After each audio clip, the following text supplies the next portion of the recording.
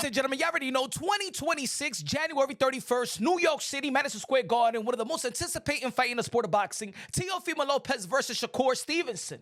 Now, as we all know, in the betting odds, Shakur Stevenson is the favorite to beat Teofimo Lopez, the underdog. I got Teofimo Lopez beating Shakur Stevenson respectfully, but if Shakur Stevenson beats Teofimo Lopez, his victory heading towards the dead end. Yep. You know why? Because as it's been documented, and as we've seen in the interview between Teofimo Lopez and Shakur Stevenson when Rick Reno, Ring Magazine, Shakur Stevenson is not willing to fight his friends.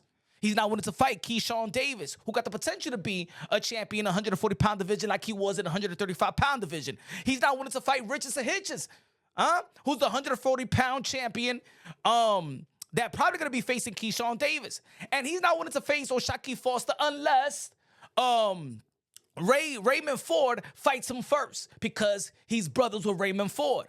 His brother and his friendship is getting in the way of his potential greatness, to maximize his greatness, to maximize his pursuit of greatness.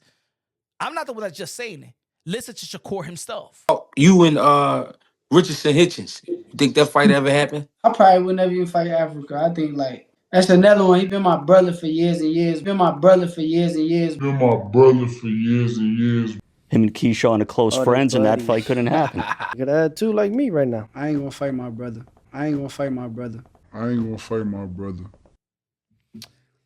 See, the difference between Shakur Stevenson and Teofimo Lopez is that Teofimo Lopez don't give a damn about friends. If you could be cool with Teofimo Lopez, but once you step inside his division in which he's campaigning in, he ain't gonna be your friend. We already know that Teofimo Lopez was best friend with Rolly Romero, and as soon as Rolly Romero hit the 140-pound division, this is what Teofimo Lopez had to say with his friendship with Rolly Romero. Am I gonna be friends with other fighters that are around my weight class? Absolutely not. Am I friends with Rolly Romero? No. He has a WBA Super World title. Let's fight, motherfucker. We're not gonna have this situation here. See, now that's the type of energy that I want to hear from all fighters. That's the type of energy. Now, I understand that Shakur Stevenson is influenced by his brotherhoodship, by his friendship. But why don't he still steal a page from Terrence Bud Crawford, the guy that he ultimately respects? Because let's not forget that Terrence Bud Crawford was great friends with Shawn Porter. But they still fought, right? Because at the end of the day, put it this way, if it wasn't for the Shawn Porter also giving his friend an opportunity while Shawn Porter's across the street, you remember the different side of the street and stuff like that, maybe that fight would not transition into working with PBC and getting that Earl Spence fight. Because let me say it like this: Shawn Porter could have fought a rematch with Ugas, could have fought the rematch with Earl Spence, and could have had a rematch with Keith Thurman. Shawn Porter really didn't have to face Terrence Bud Crawford, but because of his friendship, right? Putting their friendship to the side, they were still willing to fight. And it gave an opportunity. See, that's real friendship in the sport of boxing. Your friends giving you the opportunity. Matter of fact, Teofimo Lopez is more friends with Shakur Stevenson. Is more beneficial than any of this friendship because it doesn't get in the way of his greatness. It doesn't get in the way of him making the most money. It doesn't get in the way of giving him the opportunity to attain a legacy, a rich, lucrative legacy. That's what Teofimo Lopez is bringing to the table, in which your other friends will not bring, and you will not allow for you to attain or to accomplish, even if they was giving you the opportunity. Check this out. Remember what Shawn Porter, and Shawn Porter and first let me tell you what he tweeted about the Raymond Ford situation, right? You already know Shakur Foster beat Stephen Fulton, right? And Shakur Foster want to face Shakur Stevenson. Raymond Ford want to face Shakur Foster. And a lot of people was talking about the potential fight with Shakur Stevenson and Shakur Foster if Shakur Stevenson going to be moving back to the 135-pound division. Check this out. Shout out to Two Tone. He tweeted out there, right? After the Teofimo Lopez fight, there's only one matchup that makes sense. Shakur Stevenson or Shakur Foster. Running. Shakur Stevenson says not going to happen until he get Ray Savage an opportunity. Again, putting his friendship ahead of what could potentially be a great matchup that had great momentum, right? If Shakur beats, this is only if Shakur beats Teofimo Lopez, would have great momentum for the Shakur Foster beating Stephen Fulton, him moving back to the 135-pound division, right? That would have been an interesting matchup because Shakur Foster put a beautiful display versus Stephen Fulton, right? Check out what Shakur Stevenson had to say, what he retweeted when Raymond Ford tweeted. He said, "Duck talk, stop making excuses for him." He was talking about to somebody else and saying that Shakur Stevenson must be ducking Shakur Foster. Raymond Ford tweeted, "Duck talk, stop making excuses for him. This shit been marinating before he tried to bring Kerr in it. It don't make sense to go fight Kerr and then move back down and wait. Why not get me out the way first since I've been talking for 2 years?" But at the end of the day, Shakur Foster moved up for potential to get that WBC interim in which he beat Stephen Fulton for it because Stephen Fulton came overweight, but the WBC did that thing and, you know what I'm saying, went against the rules again and sanctioned a WBC interim in a 135-pound division, right? In which Shakur Foster did win and became the mandatory to Shakur Stevenson as a WBC interim, right? Right? Or potential mandatory. So this was you know, Shakur Stevenson had to say. It's all good, Sav, because he won't get an opportunity with me until he fight you. That WBC shit don't move me. Maybe, see, he's getting a little bit influence on Terrence Bud Crawford when it comes to the WBC. He said the WBC-ish don't move me around the time when Terrence Bud Crawford said that F the WBC and their belts and he's not paying the sanctioning fees. Yeah, take the page out of Terrence Bud Crawford in which he's willing to fight his friends, so his legacy. Because up to that day, if you really think about it, before the Earl Spence, Shawn Porter was the best victory, right? Performance victory on his name at the time, the most credible name at the time. You know what I'm saying? And he stopped Shawn Porter, right? Check out how they went about it, right? He said, leading up to the fight with Bud Crawford and Shawn Porter, but that in Sky Sports, but that has all been out to one side as Crawford told Sky Sports it was gone. It was gone. I'm talking about in reference to his friendship. It was gone when we signed the contract. I don't have to disrespect him, meaning Porter, or talk bad about him, but we both know there are no friends in the ring.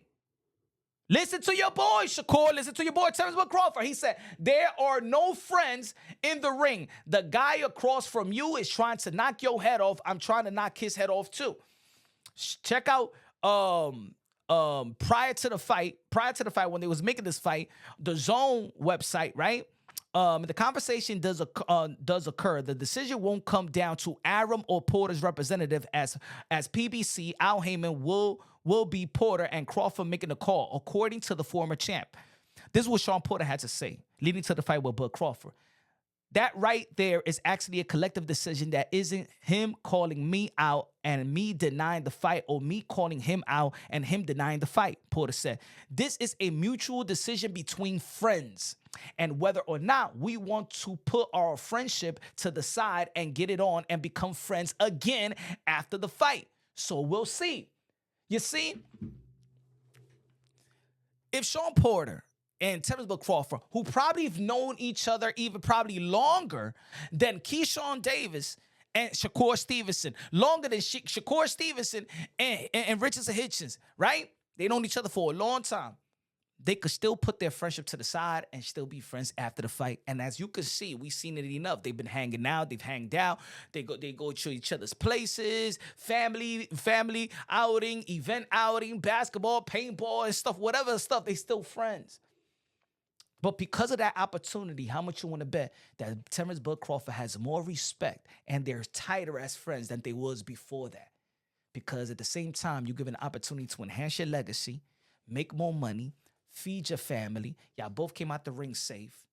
And once you share the ring I hear a lot of these fighters say, once you share the ring with that man across the ring and stuff like that, you find a new level of respect, just like how Chris Eubank Jr. talked about Conor Benn.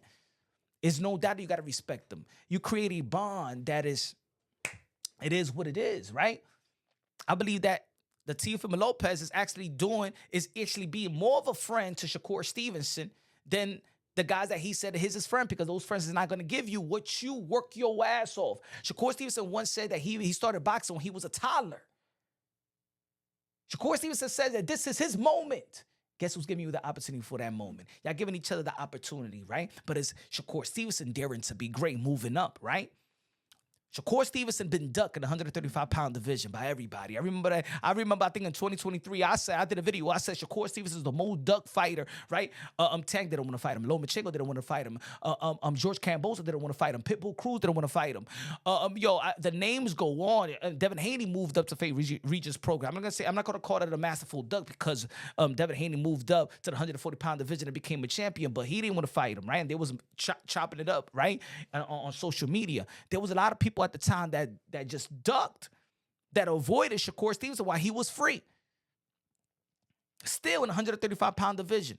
But now you're in the 140-pound division, and the king, the two-time lineal king, the guy that you've been knowing for a long time. Probably Shakur Stevenson been knowing Teofimo Lopez just as long as even Keyshawn Davis, or even more. All I'm saying is, I got Teo winning a respectable matchup, classic fight, January 31st versus Shakur Stevenson. I said if there's anybody that could beat Shakur Stevenson, it will be Teofimo Lopez. If Teofimo Lopez was not in position, to be honest, I would be like Shakur Stevenson is gonna end his career undefeated. That's how much I respect. If you follow the channel, Punch Wrong Boxing, aka Mr. Moonshine himself, I always said that when the smoke clears, it's going to be Teofimo Lopez versus Shakur Stevenson. I've been calling Teofimo Lopez the captain of the generation, the commander-in-chief, right? But I also called Shakur Stevenson the lieutenant. I looked at these both fighters that they're willing, that legacy reigns supreme. And shout out to Devin Haney. He's done an incredible job. But I said when the smoke clears, it is going to be Teo versus Shakur. But if Shakur wins, we're going to have another Gervonta Tank Davis. We already got one. Tank is an extreme talent, but he don't want the legacy. Is your friendship, is this going to be probably the last fight for Shakur? Because think about it, in the 140-pound division, if Keyshawn Davis going to go to one, he's in 140. Let's say Keyshawn Davis gets a belt. Richardson Hitchins already got a belt. Would you unify? Would you try to be undisputed? Would you go back to the 135-pound division? Look, O'Shaquie Foster, Dan Raphael just reported that O'Shaquie Foster, because of the decision that probably Shakur Stevenson put out there that he's not willing to fight him. Give me a second. Dan Raphael said, breaking, O'Shaquie Foster has decided to retain the WBC 130 title and will vacate the interim 135. He will vacate. Gets the WBC out of the jam since it had already approved Herrera Nunez for the interim title in January before allowing Foster and Roach for it. Not that will indeed be for the interim.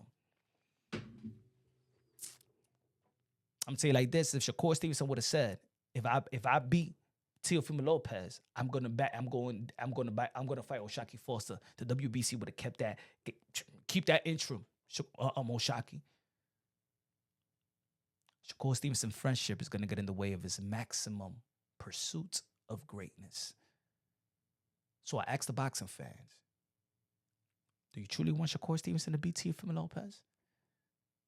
What's going to be next?